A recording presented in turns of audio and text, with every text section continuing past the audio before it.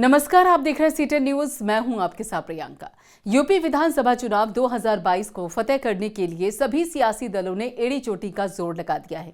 प्रदेश के मुख्यमंत्री योगी आदित्यनाथ ने जहां नोएडा में जेवर एयरपोर्ट के शिलान्यास के अवसर पर भी विरोधियों को नहीं बख्शा और सपा पर निशाना साधते हुए कहा कि गन्ने की मिठास को कड़वाहट में बदलकर दंगे कराए गए, वहीं दूसरी ओर पूर्व मुख्यमंत्री और समाजवादी पार्टी के राष्ट्रीय अध्यक्ष अखिलेश यादव ने लखनऊ में जनवादी जन क्रांति महारैली में जेवर एयरपोर्ट की शिलान्यास पर तंज कसते हुए कहा कि वे इसे भी बेच देंगे। देखिए पूरा मामला इस रिपोर्ट में। पीएम मोदी ने आज देश को नई सौगात देते हुए जेवर एयरपोर्ट का शिलान्यास किया और जनता के सामने इसकी खूबियों को भी गिनाया और बताया कि कैसे इससे यूपी सहित पूरे देश को लाभ होगा। 5,845 हेक्टेयर में बनने वाला जेवर का इंटरनेशनल एयरपोर्ट उत्तर प्रदेश का 5वां इंटरनेशनल एयरपोर्ट होगा और ये एयरपोर्ट एशिया का सबसे बड़ा है और दुनिया का चौथा सबसे बड़ा एयरपोर्ट होगा। यह इतना बड़ा एयरपोर्ट है लेकिन इसमें सुविधाएं बहुत ज्यादा हैं, अत्याधुनिक है। यह प्रदूषण से मुक्त होगा।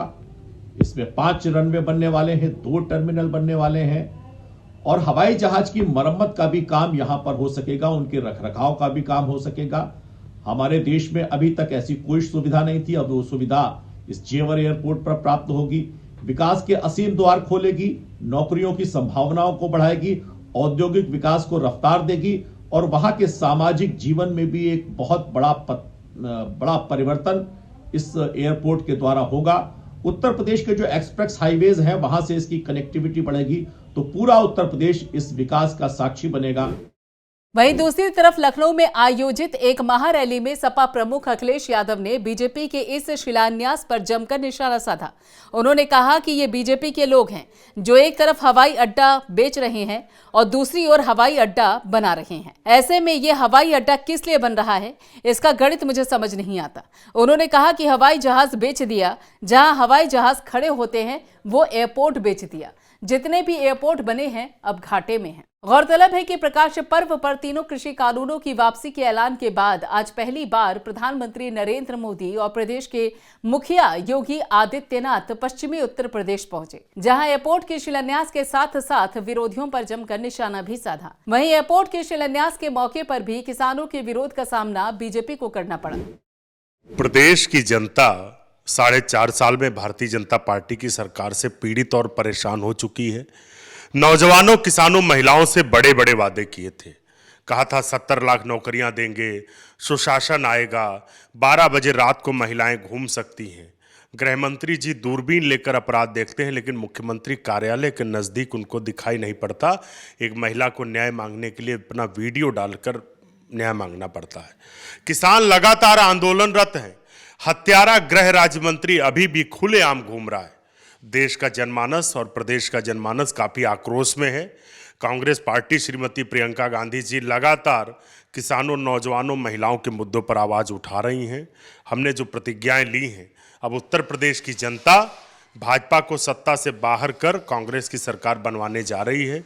जो हैशटैग का नारा है ये दरअसल जनता की मनभावना है जिसे भाजपा सरकार सुनना नहीं चाहते। वो सिर्फ अपने मन की बात करते हैं।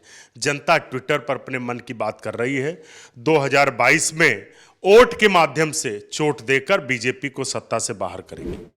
ऐसे में भूमि पूजन कार्यक्रम के समय ट्विटर पर इसका विरोध देखने को मिला। पूरे दिन गो बैक योगी ट्रेंड करता रहा। रही सही कसर मायावती ने भी ट्वीट कर पूरी कर दी। बहरहाल शिलान्यास कार्यक्रम से जनता को कितना फायदा होगा इसके लिए तो लंबा इंतजार करना पड़ेगा, लेकिन इसका बीजेपी को कितना सियासी फायदा होगा ये चंद महीने बाद ही पता चल जाएगा।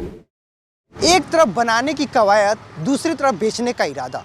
सरकार को जन लोककारी होनी चाहिए पर सरकार यहाँ व्यापारी हो बैठी है। आज गौतम बुद्ध नगर में जेवर एयरपोर्ट का सौगात प्रधानमंत्री नरेंद्र मोदी के हाथों से हो रहा है। प्रधानमंत्री नरेंद्र मोदी जेवर एयरपोर्ट का भूमि पूजन कर रहे हैं। वहीं अगर बात करें तो लखनऊ एयरपोर्ट को प्राइवेट हाथों में बेच दिया गया। एयरपोर्ट का मामला है तो सरकार ने पे विपक्षों ने निशाना साधा। मायावती ने और अखिलेश यादव ने ट्वीट करके सरकार पर निशाना साधा। मायावती ने कहा कि उनके कार्यकाल में अगर कांग्रेस ने इस एयरपोर्ट की हरी झंडी दे दी रहती तो जेवर एयरपोर्ट के साथ गंगा एक्सप्रेसवे भी देखने को मिलता, जो नोएडा से बलिया तक का सफ़र पूरा कराता। वहीं अखिलेश यादव ने ट्वीट करके निशाना साधा कि भाजपा ने अगर उनके कार्यकाल में अगर एयरपोर्ट की मंजूरी दी होती तो फिरोजाबाद के साथ गौतम बुद्ध नगर में जेवर एयरपोर्ट देखने को मिलता। कैमरा पर्सन सूर्या के साथ ब्रजेश तिवारी, C10 न्यूज़, लखनऊ।